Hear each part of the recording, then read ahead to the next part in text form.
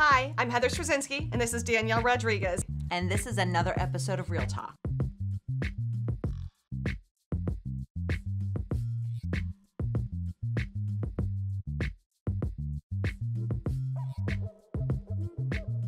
So we get a lot of questions when people say, what does contingent mean? What does pending mean? What is contingent with accepting backup offer? What is first right of refusal? What does all that mean? Right.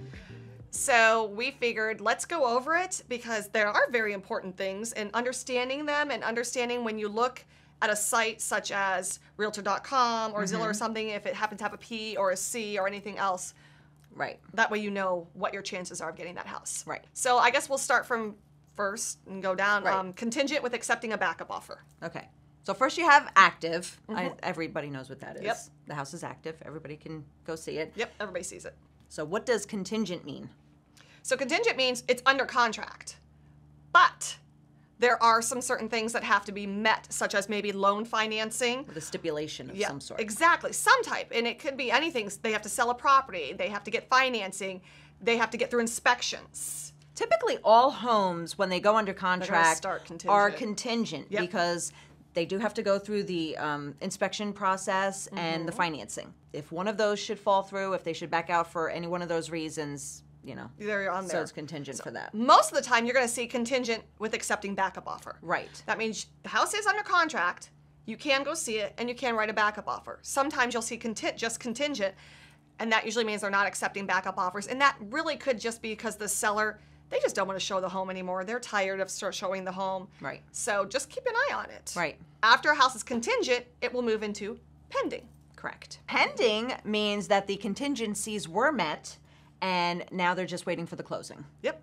So really, you don't really have a chance of getting that house. Probably not. It's No. in the final stages, unless something crazy happens at the very, very end, like someone buys a car the day before closing, and then their credit gets rerun, and they can no longer afford the house. And we did a video on that. We do a video on that too. Check it out. Don't do that. Right. So pending, you're not going to pretty much get Right. the house. Our favorite, first right of refusal. Yes. And we find a lot of people don't know what that means. Right. And we love it. Yes. So the house is under contract with a first right of refusal, usually meaning these people have to sell their house in order to buy this house. So they accepted the contract, and the sellers put what's called the first right of refusal. That means they can still show the house. So such as maybe our client comes in, looks at the house, likes the house, wants to put an offer on the house. If the sellers like that offer, they can give that person who has the first right of refusal 24 to 48 hours to remove the contingency in order to move forward, or they can void that contract and take our contract. So basically, yes, you can completely get that house if you don't have contingencies or if you don't have a house to sell. So we don't see them very often, especially in such a hot market. Well, it's usually if the contingency is out of the ordinary.